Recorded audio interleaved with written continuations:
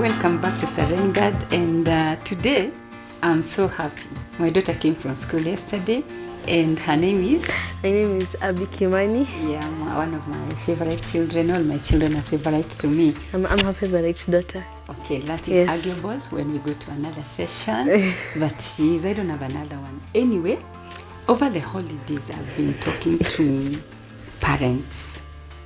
I've been talking about communication, and some of the people who come to talk to me when I'm doing therapy session, they are adolescents, and Abby is an adolescent. Yes. And whenever they have a school case, whenever they have been chased away from school, I ask them, why are you here?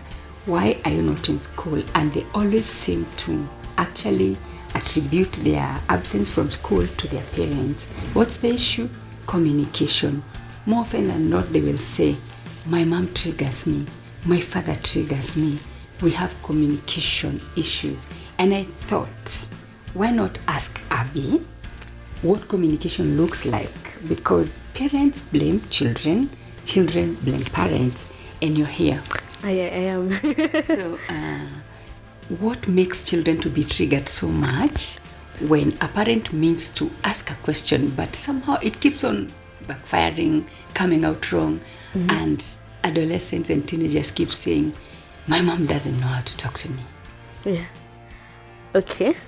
For I, as an adolescent, I would say that it's because most parents don't know how to put out their requests and their expectations to children.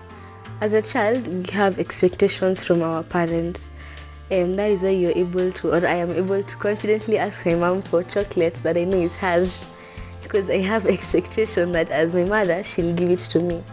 But parents also have expectations for their children. They expect that I've taken my child to school, they are going to read, they're going to work hard and do their best to at least reward my sacrifices. Because parents do make sacrifices, and they expect their children to actually work so that those sacrifices don't go to waste. Am I right? So some parents don't know how to put forth their expectations, and that is why you will find when a child has, let's say, failed in examinations, my parents personally talk to me. They tell me how to improve, or they ask me why I didn't improve, why I dropped. Sometimes I know the reason why, sometimes I don't. It was just the exam. But either way, we are able to talk about it. They talk to me, and I actually talk back and give back my own feedback. But unfortunately, not all parents are like that, and some see it fit to just push forward their expectations with no explanation or with no sympathy, not considering at all their child's feelings. They tell their children, you don't read, oh, you never read, you never work hard, you always fail in exam, what they take you in school to do.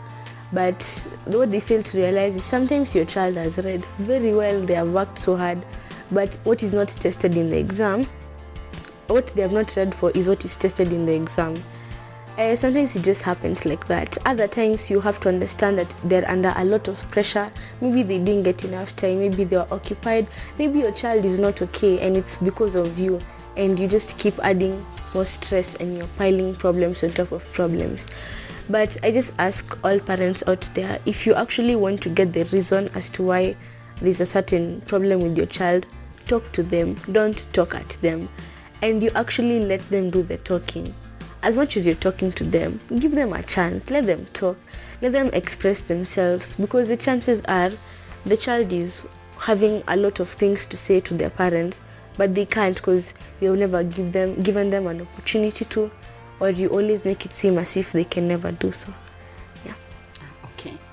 Is it harder for a parent to communicate with their daughter or their son if the son, on the other hand, or the daughter is increasing words as opposed to, how are you? I'm fine. Are you okay? Yes. How was school? Fine. Why do teenagers and adolescents just have those brief moments? Do you think they trigger this communication breakdown? I think so too. I think that personally, if I go to someone and I'm like, hi, uko poa, you're okay? Niko. I would be very turned off by the conversation, and I would be like, you know what? If they want to talk to me, they can just come when they want to. So it's very understandable that parents feel that way, or feel that their child has nothing to say, therefore I will leave them alone if the child responds like that. But that being said, I don't think that a child would do that for absolutely no reason. If I respond like that to someone, I am probably mad at you. But I think that you should ask them, now you take that initiative, are you okay? Of course, they will probably lie and say, yes, I am okay, you can leave me alone. But it is always good to at least try, because you can rest assured no one will ever respond like that if they're okay or if there's no problem. Sure. Sometimes even maybe due to previous events, maybe you have never given your child the opportunity to speak. So they are already used to giving you those short responses so that you can leave them alone.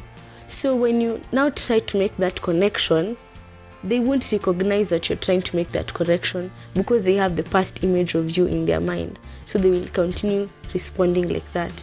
So as a parent, the best thing you can do is not give up on your child. Don't give up on them. Keep trying your best. Show them that you love them. Show them that you care for them. And especially as a parent, let's say if you have been on the wrong, then you also have to consider that it's not going to be easy. It's not going to happen in a day, a week, or a month. It's going to take some time because the child has built a wall around you. And children, you also sometimes, parents mess up sometimes, but you also give them a chance. You try and understand things from their point of view.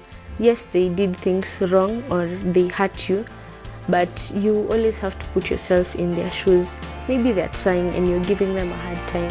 Try and make it easy, and then you see how things will go. Yeah,